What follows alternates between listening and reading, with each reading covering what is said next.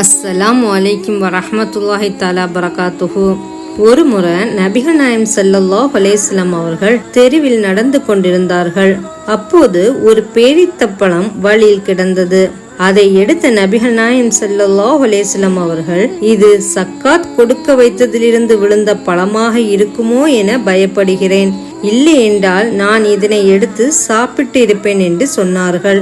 சுபஹான் அல்லாஹ். நினைத்து பாருங்கள் அன்பான சகோதர சகோதரிகளே, நம் உத்தம நபி முஹம்மது நபி ஸல்லல்லாஹு அலைஹி வஸல்லம் அவர்கள் ஒரு பேரித்தப்பழம், அதுவும் வழியில கிடந்தது, அது எங்க ஏழைகளுக்காக வைத்திருந்த சக்காத் பொருளில் சேர்ந்ததாக இருக்குமோ அப்படின்னு பயந்தாங்க.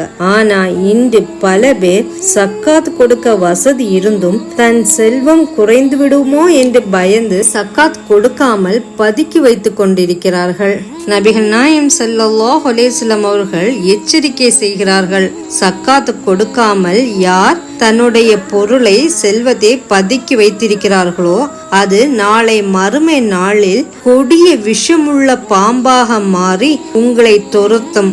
எந்த அளவுக்கு என்றால் அது உங்களை விழுங்குற வரை அது உங்களை துரத்தி கொண்டே இருக்கும் என்று நபிகள் நாயம் ஸல்லல்லாஹு அலைஹி வஸல்லம் அவர்கள் எச்சரிக்கை செய்கிறார்கள்.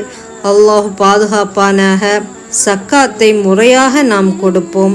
இறைவன் வாக்களித்துள்ளான், நீங்கள் ஒரு முஸ்லிமுக்கு செலவு செய்தால் நான் உங்களுக்கு செலவு செய்கிறேன் என்று அல்லாஹ் சுப்ஹானஹு வ தஆலா நமக்கு வாக்களித்துள்ளான். ஏழைகளுக்கு சக்காத்தை கொடுப்போம், இறைவனின் பரக்கத்தை நாம் அடைவோம் இன்ஷா அல்லாஹ். அஸ்ஸலாமு அலைக்கும் வரஹ்மத்துல்லாஹி தஆலா பரகாத்துஹு.